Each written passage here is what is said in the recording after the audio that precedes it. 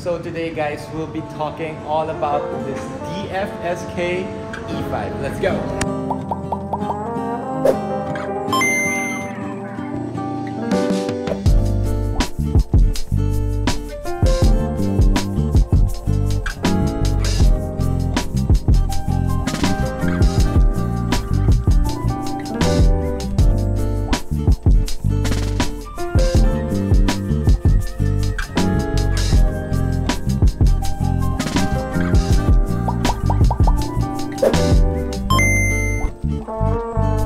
So guys, let's start with this DFSK E5, and I'm really excited to share this car to you. Why? Because I've been driving it for 2 days now, and I've been happy driving it, and I'll tell you guys why. So we're back here in YouTube. We'll be doing car reviews from now on again, and I want to start off with a very uncommon car for you guys yet, because they are starting here in our local market, the DFSK brand. So this is the DFSK E5, guys. So there are two variants for this one. There's M1 and M2. So this is the M2. So this M2 variant specifically is the higher spec. So I'll start off with the price. So the M1 will start at 1,580 million, and then this variant will start at 1,880, guys. So guys, this is really nice. Look at it, and on exterior wise, I really love it. We're on park light kasi unang-una gusto ko ipakita sa inyo. The lights of this car are really super nice. Like, look at this. It extends to the grille, and even the DFSK logo lights up like this. So I really love that part. And as you can see, when you look at it, it looks huge. I mean, for me, it looks huge. And definitely the color of this specific car, I love it. I mean, it's very elegant. For me, it's really elegant. The design, the grille, and everything, super nice. And by the way, the headlight is super good too when you're driving at night. But here's the thing. The good thing about this is I'm driving it already for 2 days, and I've driven around 100 kilometers, and the gas consumption, I mean, it's crazy. Di pa bumababa yung gas niya. Like literally 1 bar, nope, wala pa nababawas, because it's a plug-in hybrid. So guys, it has a 1.5 liter engine, a gasoline engine, plus it has a 130 kilowatt electric motor, so you can charge it up. So guys, isang-isa, gusto ko lang sabihin sa inyo na pwede nyo siya i-charge using 220 volts, and then it would charge it up like full charge around 4 hours. So you can got it on a daily basis. I'll give you an idea lang. You can buy it and then use it for a daily basis. You go to work, you park it at home, you charge it on a 220 volts outlet, and then you wake up, it's full charge again. So every day you're just using the electric motor. So you're not using the gasoline engine. So sobrang tipid dun, diba? And by the way, it has a 1,000 plus kilometer range, including the hybrid system of this car. So isipin yun, 1,000 guys. Ako nga gusto ko nag-start off ako sa kanya ng mga 1,100 plus. Ayaw, ngayon nasa 1,000 range pa rin. I'll let you guys see later. For the exterior wise, guys, I really like how big it is. Obviously, I mean, look at this. The hood is big. Even the door is big. And I'll give you why later in a few. So guys, may blind spot siya. Tapos you can somehow go in like keyless entry and everything. The wheels, guys, let's go to the wheels. This is really nice. It's very hybrid looking wheels. So it's 19-inch, guys. So you're running on 235/50 19. So OEM mo pa lang, 19s ka na. So on the side profile, it has like a roof rail right here, then privacy glass right here, then really sleek design for the sides, and that's the charging port and the gasoline port right there. So at the back, guys, it looks like a European car, I'll be honest, and it looks good. I mean, the taillights, the heck, guys, I mean, don't you love this one? I mean, the design itself is very posh, to be honest. So yun, PHEV, it's a plug-in hybrid. So again, good, very good factor for this one.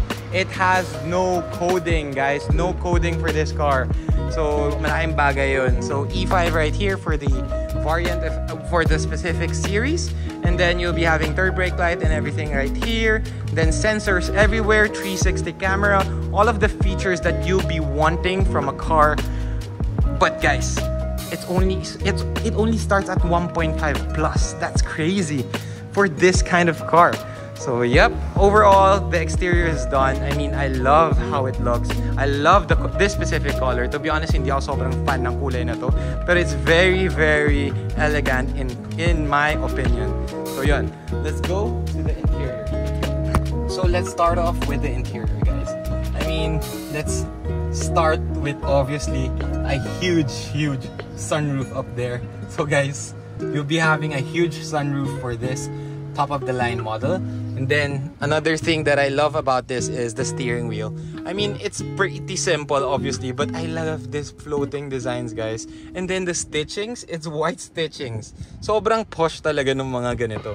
So guys, again, this model is a DFSK E5. So let's start off with the gauge so you can somehow play with it. And as you can see, ito yung sinasabi ko sa inyo, guys. Yung range niya, 999 pa din. So I've been using this for like 100 kilometer already. Kasi nakuha ko to parang 14 kilometers lang. I think parang 10 nga lang actually. And then, I got it for like 70 plus or 80 plus % pa yung battery. So I haven't charged it. So right there, it's 52% right now. I still have 43 kilometers of range for the electric motor. So kung pag chinarge ko yan, electric motor ulit yung gagamit dyan. So guys, ayun, hindi bumabawas yung fuel tank natin. So guys, that's really crazy. You can actually change it to an EV mode, obviously here, and then a hybrid mode right there. So guys, alam nyo na. So going to the design of the sidings here, it's very leather. I mean, guys, by the way, I love the color of the leather of this car. It looks really classy. And then, binalik nila yung mga lumang ganito, guys. Yung mga wood panels. And sobrang premium nung feeling. Like, even this part, ayan, sobrang gusto ko siya. Alam mo ito, last time, ginagalaw ko yung side mirrors. I mean, it's very clicky. Ayan o, yung matigas siya. Hindi siya yung very flimsy. So, I love it too. So there will be like the parking sensors, the oh by the way, nakita nyo na yung tailgate, automatic tailgate, diba? So there are drive modes too. You can actually adjust your headlight levels right here, and even the AC vents are really nice too. So this is plastic. It looks leather, but it's plastic. It's coated actually. I love the material of this one.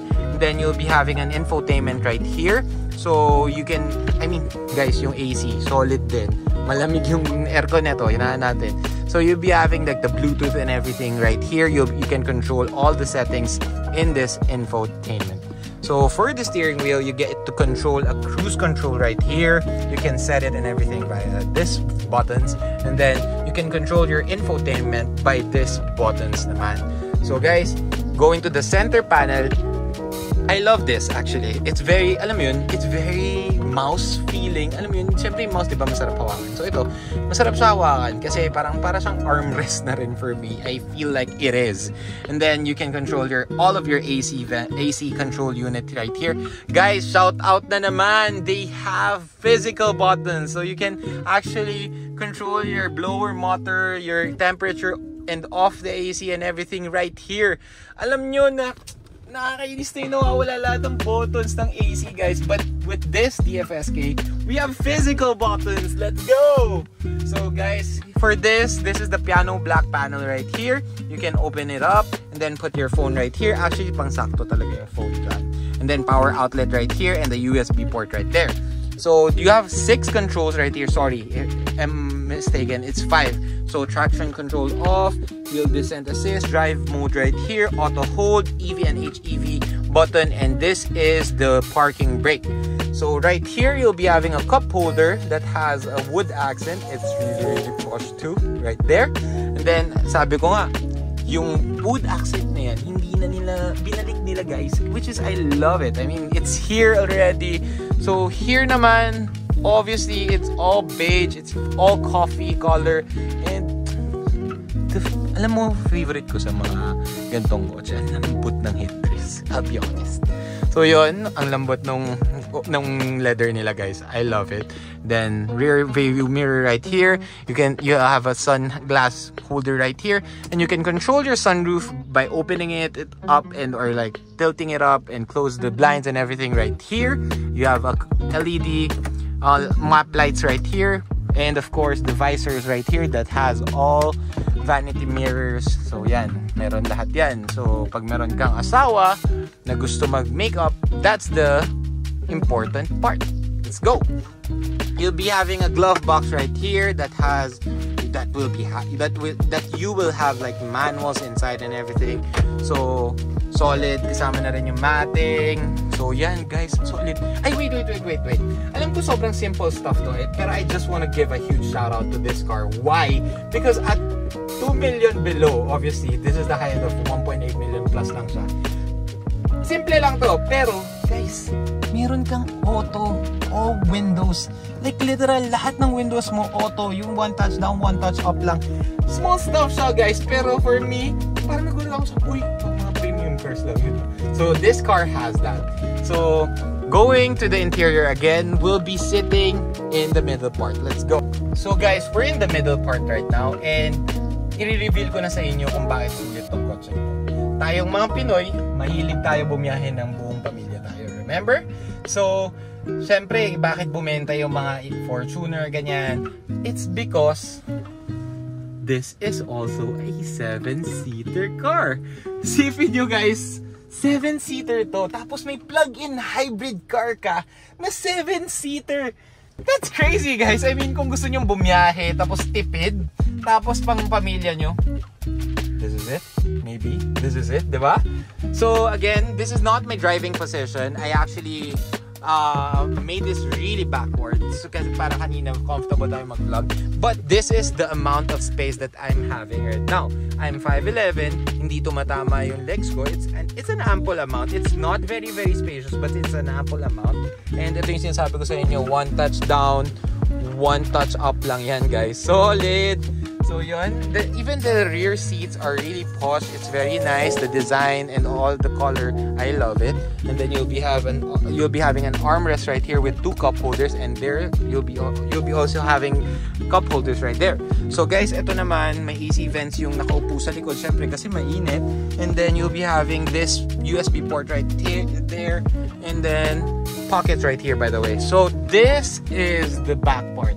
So I'll let you guys see kung gaano pa kaluwag dyan. Hindi ko gagalawin tong gitnang part. Let's go. As I've said a while ago, this has power tailgate. So, yan. Diba? Hindi nyo na kailangan hatakin. And this part, let me remember a European car. Diba? May ganito yung mga ibang European car. And this is the amount of space that you'll be having at the back. So, I'm pretty sure kasha pa ako dyan. Pero, yun. I'm shooting by myself, but guys, yan yung ample amount of space. So yan. So again, you'll be having a wall charger right here. Sorry, a kit charger, and then you can use it on a 220 volt socket. Solid, diba? So ito na yun. Pwede mo i-charge yung plug-in hybrid mo. Tapos o kaya mag-charge ka sa mall, libre pa. So this is the part that's like the batteries, all your tools are here. So yep, you'll be having an ample amount of space still, even though you're a 7-seater. So again, power tailgate, going down. So there you go. Again, this is a PHEV car, and I am happy with this. Now guys, you want to see the engine bay? So this is the engine bay of the DFSK E5. So it has a DEI system of technology, and you can open it up right here. So yan guys, this is the motor, the electric motor that combines with the gasoline powered engine. So that's it. So ang ganda kasi hindi mo siya pwedeng masyadong kalikutin. Alam mo yun, hindi mo siya magagalaw. And I like it that way kasi ang linis pag binuksan mo. It's very hybrid. And to be honest, I like it. So guys, you can check out DFSK in C3 Araneta in Quezon City. They have a showroom right there and you can check it out. Feel free to check it out. And actually, test drive the car kasi mararamdaman nyo talaga yung difference. Kasi akin, nung unang gamit ko pa lang, I really felt the difference of having a plug-in hybrid because kasi parang, guys, pag naka-start na siya, hindi mo nga maririnig. Naka-start to ngayon, guys. Like, literally, naka-start siya. Tumatakbo ngayon, pwede kong gamitin na yan. Like, ganun katahimik. It's very, very, paano ba, calming. Hindi mainit ulo ko masyado sa asada. Kasi alam mo yun, sobrang tahimik lang ng kotse. Sorry, pero late na. Bigla akong naalala. Sobrang solid ng sound system nito. To be honest, they are not advertising the sound system of this car. Pero nung nagamit natin siya, I really, really love the sound system. It's very, very SQ vibe. So yun guys, pinahabol ko lang yun. Kasi gusto ko talagang dagdagan. Bigla akong natandaan. So guys, again, this is the DFSK E5. Again, you can definitely check it out in Araneta C3 in Quezon City to somehow check this specific model and have you guys, alam yun, maramdaman nyo na ang pagbabago ng DFSK E5. So guys, we'll be going straight to driving with Banawe Boys segment. Let's go!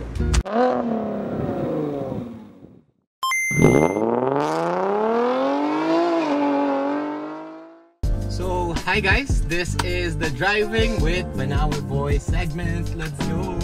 So yes, we are using the DFSK E5 right now. So guys, seatbelt first. So akin guys, na-drive na natin to for a good kilometers, and I just want to let you guys, I just want to share to you guys how it feels. So ngayon, we went on already. Tapos ito lang una kong sasabihin sa inyo. Sobrang tahimik, di ba? It's so quiet because it feels like a full EV car, guys. Even though this is only a PHEV, this is only a plug-in hybrid, it runs like it's only running on electric motor, guys. I mean, grabe. Even the response, look at this. It's like, it feels like an EV, like full EV. Like yung smoothness, yung tahimik ng makina, considering that it has a 1.5 petrol engine combined with a 130 kilowatt electric motor. Guys, parang yung electric motor lang yung tumatakbo. And right now, it is so fuel efficient na 1 bar pa lang yung nabawas ever since we drove it. We're around almost 200 plus kilometers. So guys, sobrang solid. I'm really happy with this car because it gives you so much fuel efficiency. At the same time, it gives you so smooth, like a really, really smooth power. And I like how it drives. By the way, the suspension is good. I won't say it's bad. I would really say it's good. The sound system, as I've said, is really, really good. And nagtataka nga ako sa totoo lang kung ano talaga yung sounds neto kasi it really is good. Ganun ka-solid. Tapos, the interior is definitely nice. As I've said, like the wooden trims right here. The steering wheel is very, very good too. You'll have that sunroof up there. And then, alam mo yun, what more could you ask for? Considering that this is only starting like 1.580. But this variant is a 1.880 because of the ADAS system and other features.